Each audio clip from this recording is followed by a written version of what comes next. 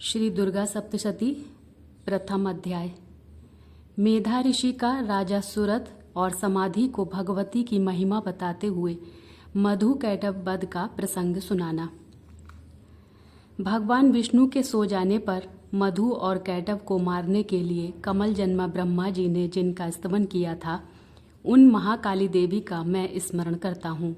वे अपने 10 हाथों में खड्ग, चक्र, गदा, बाण, धनुष, परिघ, शूल, भुसुंडी, मस्तक और शंख धारण करती हैं। उनके 3 नेत्र हैं। वे समस्त अंगों में दिव्य आभूषणों से विभूषित हैं। इस प्रकार महाकाली देवी का ध्यान करके इस प्रथम अध्याय का पाठ आरंभ करें। मार्कंडेय जी कहने लगे, सूर्य के पुत्र सवर्णी, जिन्हें 8वां मनु कहा जाता है, उनकी उत्पत्ति की कथा विस्तार से कहता हूँ, ध्यान से सुनिए। सूर्य की छाया से उत्पन्न सवर्णी भगवती महामाया की कृपा से जिस प्रकार मनवंतर के स्वामी बने, वही कथा सुनाता हूँ। प्राचीन काल में स्वरोचिष मनवंतर में चैत्रवंशी सुरथ नाम के चक्रवर्ती राजा थे। समस्त पृथ्वी पर उनका राज्य था। वे प्रजा का अपने पुत्रों की भांति पालन करते थे। तो भी उस समय कोला विध्वंसी नाम के क्षत्रिय उनके शत्रु हो गए। राजा सुरथ की दंड नीति बड़ी कठोर थी। उनका शत्रुओं के साथ घोर युद्ध हुआ। यद्यपि कोला विध्वंसी संख्या में कम थे, तो भी राजा सुरथ युद्ध में उनसे हार गए। हार कर वे अपने नगर में लौट आए और केवल अपने देश के राजा होकर रहने लगे। इतने पर भी बैरियों ने पीछा नहीं छोड़ा और राजा सुरथ पर चढ़ाई कर दी। उधर राजा के दुष्ट मंत्रियों ने राजकीय सेना और खजाने को हथिया लिया। तब सब तरफ से हारे हुए राजा सुरथ शिकार खेलने के बहाने घोड़े पर सवार हो वहां से अकेले ही एक घने जंगल में चले गए। वहां उन्होंने मेधा मुनि का सुंदर आश्रम देखा, जहां कितने ही हिंसक जीव हिंसावृत्ति छोड़कर शांत भाव से रहते थे। मुनि के बहुत से शिष्य उस वन की शोभा बढ़ा रहे थे।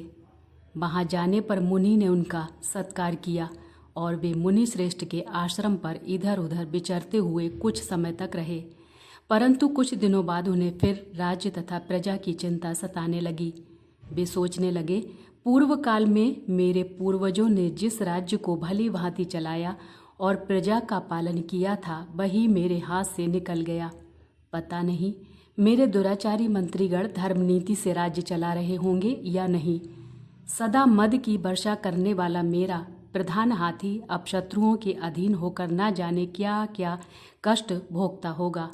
जो लोग मेरी कृपा, धन और भोजन पाने से सदा मेरी आज्ञा का पालन करते थे, वे ही अब दूसरे राजाओं की धौंस सहते होंगे। उन दुष्ट लोगों के द्वारा व्यर्थ खर्च होते रहने के कारण अत्यंत कष्ट से जमा किया हुआ मेरा खजाना खाली हो गया होगा। ऐसी ही अनेक बातें राजा सुरथ निरंतर सोचते रहते थे। एक दिन उन्होंने आश्रम के निकट एक वैश्य को आते देखा और उससे पूछा, भाई तुम कौन हो? यहाँ किस कारण से आए हो? तुम क्यों शोकग्रस्त और अनमने से दिखाई देते हो? राजा सुरथ की ऐसी प्रेम भरी बाणी सुनकर वैश्य उन्हें प्रणाम करके कहने लगा। वैश्य बोला, राजन, मैं धनवान कुल में उत्पन्न एक वैश्य हूँ। मेरा नाम समाधि है। मेरे दुष्ट स्त्री पुत्रों ने धन के लोभ में मुझे घर से बाहर निकाल दिया और मेरा धन छीन लिया है। मैं इस समय धन, स्त्री और पुत्रों से वंचित हूँ। मैं अकेला दुखी होकर वन में चला आया हूँ। यहाँ रहने के कारण मेरे पुत्र, स्त्री और स्वजन किस हाल में हैं, मुझे पता नहीं। इस समय घर में वे कुशल से रहते हैं अथवा उन्हें कोई कष्ट है। वे मेरे पुत्र कैसे हैं? क्या वे सदाचारी हैं अथवा दुराचारी हो गए हैं? राजा ने पूछा, जिन स्त्री पुत्र आदि ने तुम्हारा धन संपत्ति छीन कर तुम्हें घर से निकाल दिया, उनके प्रति तुम्हारे चित्त में इतना स्नेह का बंधन क्यों है? वैश्य बोला, आप मेरे विषय में जैसी बात कहते हैं वह वास्तव में ठीक है, किंतु क्या करूं, मेरा मन निष्ठुर नहीं हो पाता। जिन पुत्र आदि ने धन के लोभ में पड़कर मुझे घर से निकाल दिया है, उन्हीं के प्रति मेरे हृदय में इतनी ममता है। महामते, गुणहीन बंधुओं के प्रति मुझ में इतनी आसक्ति क्यों है? इस बात को मैं जानकर भी नहीं जान पाता हूँ। उनके लिए मैं लंबी सांसें ले रहा हूँ। मेरा हृदय दुखी हो रहा है। उन लोगों के निर्मोही होने पर भी उनके प्रति मेरा मन निष्ठुर नहीं हो पाता। इसके लिए क्या करूं? मार्कंडेय जी बोले, हे मुनिश्रेष्ठ, तदंतर राजा सुरथ और वह समाधि नामक वैश्य दोनों साथ साथ मेधा मुनि की सेवा में उपस्थित हुए और प्रणाम करके बैठ गए। तब वैश्य और राजा ने इस प्रकार वार्तालाप आरंभ किया। राजा कहने लगे, हे भगवान, मैं आपसे एक बात पूछना चाहता हूँ, कृपा करके बताइए। मेरा मन मेरे वश में न होने के कारण मैं बहुत खिन्न हूँ। जो राज्य मेरे हाथ से चला गया है उसमें मेरी ममता बनी हुई है। हे मुनिश्रेष्ठ, यह जानते हुए भी कि वह अब मेरा नहीं है, अज्ञानियों की भांति मेरा उसमें मोह बढ़ता जा रहा है। यह क्या है? इधर इस वैश्य को भी इसके पुत्र, स्त्री और बंधु बांधवों ने अपमानित करके घर से निकाल दिया है, तो भी यह उनमें अत्यंत आसक्ति रखता है। इस प्रकार तथा मैं दोनों ही बहुत दुखी हैं। उनके दोषों को जानते हुए भी हमारी उन लोगों में आसक्ति बनी हुई है। महाभाग, हम दोनों समझदार हैं, तो भी हम में उनके प्रति जो इतना मोह है वह किस कारण है? अज्ञानियों की भांति मुझ में और इसमें यह मूढ़ता क्यों उत्पन्न हो रही है? मेधा ऋषि बोले, महाभाग, विषय मार्ग को सभी प्राणी जानते हैं। सबके लिए विषय भी अलग अलग हैं। कुछ प्राणी दिन में नहीं देखते और दूसरे रात में ही नहीं देखते, तथा कुछ जीव ऐसे हैं जो दिन और रात्रि में भी बराबर ही देखते हैं। यह ठीक है कि मनुष्य की तरह ज्ञान होता है, यह स्थूल ज्ञान होता है, तथा मनुष्यों की तरह ही पशु पक्षी आदि में आहार, निद्रा और मैथुन आदि की इच्छा उत्पन्न होती है। समझ होने पर भी इन पक्षियों को देखो, ये स्वयं भूखे होते हुए भी मोहवश बच्चों की चोंच में कितने चाव से अन्न के दाने डाल रहे हैं। इसी प्रकार मनुष्य समझदार होते हुए भी वृद्धावस्था में हमारा पालन पोषण करेंगे, इस इच्छा से पुत्रों की अभिलाषा करते हैं। क्या तुम यह नहीं देखते कि पुत्र आदि उनका भरण पोषण नहीं भी करे तो भी माता पिता तो करते ही हैं, क्योंकि सृष्टि को जीवित रखने के लिए वंश परंपरा चलती रहे, इस उद्देश्य से भगवती महामाया ने समस्त जीवों को मोह के गहरे गर्त में गिरा दिया है। इसलिए इसमें आश्चर्य करने की कोई बात नहीं है। जगदीश्वर भगवान विष्णु की योग निद्रा रूपा जो भगवती महामाया है, उन्हीं से यह जगत मोहित हो रहा है। वे भगवती देवी ज्ञानियों के चित्त को भी बलपूर्वक खींचकर मोह में डाल देती हैं। उन्होंने ही इस संपूर्ण चराचर जगत को उत्पन्न किया है, तथा वे ही प्रसन्न होने पर मनुष्यों को मुक्ति के लिए वरदान देती हैं। वे ही पराविद्या, संसार बंधन और मोक्ष की हेतुभूता सनातनी देवी तथा संपूर्ण ईश्वरों की भी अधीश्वरी हैं। राजा ने पूछा, भगवान, जिन्हें आप महामाया कहते हैं वे देवी कौन है? ब्रह्मांड, वे कैसे उत्पन्न हुई? उनका स्वभाव कैसा है, कैसा स्वरूप है और किस प्रकार उनका प्रादुर्भाव हुआ है, वह सब मैं आपके मुख से सुनना चाहता हूँ। ऋषि बोले, राजन, वास्तव में तो वे देवी नित्य स्वरूपा ही हैं। वे संपूर्ण जगत में व्याप्त हैं, तथापि उनका आविर्भाव अनेक प्रकार से होता है, वह मुझसे सुनो। यह देवी देवताओं का कार्य सिद्ध करने के लिए प्रकट होती हैं और संसार में उत्पन्न हुई कहलाती हैं। कल्प के अंत में जब संपूर्ण जगत जलमय हो गया था और विष्णु भगवान शेषनाग की सैया बिछाकर योग निद्रा का आश्रय लेकर शयन करने लगे, उस समय उनके कानों के मैल से मधु और कैटभ नाम के दो भयंकर असुर उत्पन्न हुए।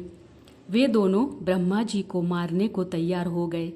भगवान विष्णु के नाभि कमल में विराजमान ब्रह्मा जी ने जब उन दोनों भयानक असुरों को अपने पास आते हुए देखा और भगवान को सोया हुआ देखा, तब एकाग्रचित होकर उन्होंने भगवान विष्णु को जगाने के लिए उनके नेत्रों में निवास करने वाली योग निद्रा की स्तुति आरंभ की, जो इस विश्व की अधीश्वरी जगत को धारण करने वाली, संसार का पालन और संहार करने वाली भगवान विष्णु की अनुपम शक्ति है। उन्हीं भगवती निद्रा देवी की ब्रह्मा जी स्तुति करने लगे। ब्रह्मा जी बोले, देवी, तुम ही स्वाहा, देवताओं को पालने वाली, तुम ही स्वधा, पितृगण का पोषण करने वाली, और तुम ही वष्टकार यज्ञ में देवताओं को बुलाने के लिए मंत्र रूप हो। स्वर भी तुम्हारे ही स्वरूप हैं। तुम ही जीवनदायिनी सुधा हो। नित्य अक्षर प्रणव में अकार, उकार, मकार, इन तीनों मात्राओं के रूप में तुम ही स्थित हो, तथा बिंदु रूपा नित्य अर्धमात्रा भी तुम ही हो। देवी, तुम ही संध्या, सावित्री तथा संसार की जननी हो। मातेश्वरी, विश्व की पालनकर्ता, उत्पन्नकर्ता और संहारकर्ता तुम ही हो। जगन्मयी देवी, इस जगत की उत्पत्ति के समय तुम सृष्टि रूपा हो, पालन काल में स्थिति रूपा हो तथा कल्पांत के समय संहार रूप धारण करने वाली हो। तुम ही महाविद्या, महामाया, महामेधा, महास्मृति, महामोह रूपा, महादेवी और महाआसुरी हो। भयंकर कालरात्रि, महारात्रि और मोहरात्रि भी तुम ही हो। तुम ही श्री, तुम ही ईश्वरी, तुम ही और तुम ही बोध स्वरूपा बुद्धि हो। लज्जा, पुष्टि, शांति और क्षमा भी तुम ही हो। तुम खड़गधारिणी, शूलधारिणी, घोर रूपा तथा गदा, चक्र, शंख और धनुष धारण करने वाली हो। बाण, भुसुंडी और परिघ ये सभी तुम्हारे अस्त्र हैं। तुम में ही सर्वाधिक सौम्यता है। सुंदर पदार्थों में तुम ही परम सुंदरी हो। पर और अपर सबसे परे रहने वाली परमेश्वरी तुम ही हो। सर्वस्वरूपे देवी, कहीं भी सत असत रूप जो कुछ वस्तुएं हैं और उन सब की जो शक्ति है वह तुम ही हो। ऐसी अवस्था में तुम्हारी स्तुति क्या हो सकती है।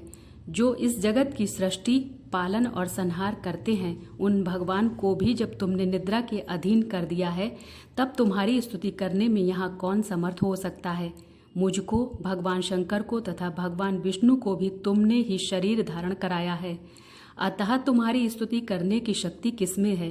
देवी, तुम तो अपने इन उदार प्रभावों से स्वयं ही प्रशंसित हो। इन दोनों दुर्धर्ष असुर मधु और कैटभ को मोह में डाल दो और जगदीश्वर भगवान विष्णु को शीघ्र ही जगा दो। साथ ही इन दोनों महान असुरों को मार डालने की बुद्धि भगवान विष्णु में उत्पन्न कर दो।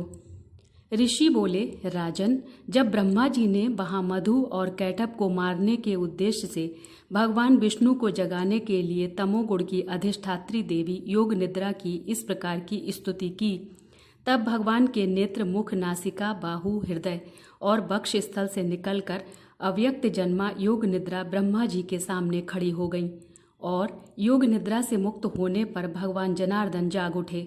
फिर उन्होंने दुरात्मा मधु और कैटभ असुरों को देखा, जो क्रोध से लाल आंखें किए हुए ब्रह्मा जी को खा जाने का प्रयत्न कर रहे थे। तब भगवान श्री हरि ने शेष सैया से उठकर उन दोनों के साथ 5000 वर्ष तक बाहु युद्ध किया। वे दोनों भी अत्यंत बल के कारण उन्मत्त हो रहे थे। इधर महामाया ने भी उन्हें मोहित कर रखा था। इसलिए वे भगवान विष्णु से कहने लगे, हम तुम्हारी वीरता से बहुत प्रसन्न हैं। तुम हम लोगों से जो चाहो वह मांग लो। विष्णु भगवान ने कहा, यदि तुम दोनों मुझ पर प्रसन्न हो और वर देना चाहते हो तो दोनों मेरे हाथ से मौत स्वीकार कर लो। बस इतना सा ही मैंने वर मांगा है, मुझे और कोई वस्तु नहीं मांगनी है। ऋषि बोले, भगवान विष्णु की यह बात सुनकर दोनों असुर महान आश्चर्य में पड़ गए। वे आपस में कहने लगे, हम ठगे गए हैं। तब उन्होंने चारों ओर दृष्टि दौड़ाई तो उन्होंने संपूर्ण जगत में जल ही जल देखा। कहीं प्राकृतिक भूमि नहीं दिखाई दे रही थी। तो उन्हें अपने बचाव की एक युक्ति सूझी। वे कहने लगे, हे विष्णु, हम तुम्हें इस शर्त के साथ वर देते हैं कि तुम हमारा वध ऐसे स्थान पर ही करोगे जहाँ पृथ्वी जल में डूबी हुई ना हो, जहाँ सूखा स्थान हो। ऋषि कहने लगे, तब तथास्तु कहकर शंख, चक्र और गदा धारण करने वाले भगवान विष्णु ने अपनी जांघें फैलाकर इतनी विशाल कर ली कि जल पर ही भूमि दिखाई देने लगी। तब उन्होंने मधु कैटभ को बुलाकर कहा, तुम्हारी इच्छा अनुसार यह शुष्क स्थान है, अब वध के लिए अपने सिर दे दो। तब वे असुर भगवान की जांघों पर आकर लेट गए और भगवान ने सुदर्शन चक्र से उनकी गर्दनें काट दी। इस प्रकार ये देवी महामाया ब्रह्मा जी की स्तुति करने पर स्वयं प्रकट हुई थी। अब इनके प्रभाव का वर्णन करता हूँ, ध्यान से सुनो। इस प्रकार मधु कैटभ वध नामक पहला अध्याय पूरा हुआ। जय माता दी।